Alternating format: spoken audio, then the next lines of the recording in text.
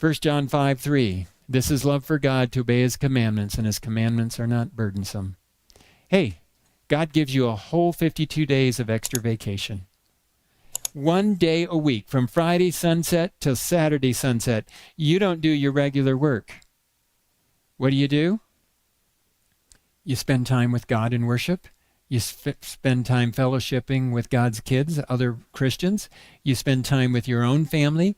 You spend time helping others and exploring God's creation. Those are all wonderful things that you're usually too busy to do, and God says, time out, take a break. You need this. By the way, he said he made Sabbath for man. And when you do, it brings rhythm and meaning to your life. My kids grew up not knowing what a sweet roll was. Oh, they ate them. They just didn't know they were called sweet rolls. Got my daughter in a grocery buggy going through the bakery section of the grocery store. My daughter says, "Hey, can we have some Sabbath bread?" Every Friday, my wife would make grind wheat and make homemade whole wheat sweet rolls that we called Sabbath bread.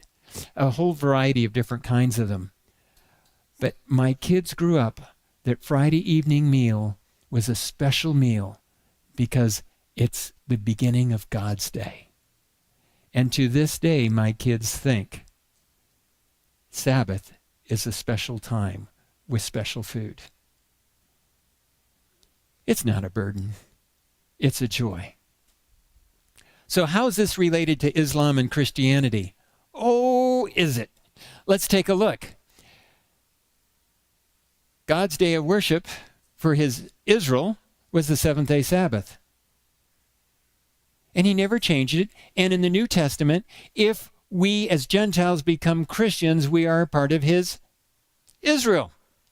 And the new covenant is with the house of Israel. Okay.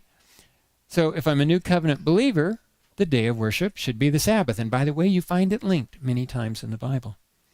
But the king of the north did not want to be called Israelite or Jewish, changed the day of worship from Sabbath to Sunday.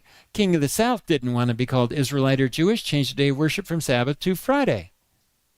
Did you just notice something? Just like Jerusalem gets caught in the middle, so does God's day of worship. Now, if you follow Sunday, ultimately you're going back to the authority of the king of the north. If you worship on Friday, you're going to the authority of the king of the south. And if you worship on Sabbath, you're showing your allegiance and authority to the King of Kings. The day of worship is a sign of who your authority is. You're going to have to check that out for yourself. Jesus said this, "And in vain they worship me, teaching his doctrines, the commandments of men." Make sure you're following what God said, not what people say, because if you're following people's teachings, it's in vain, according to Jesus.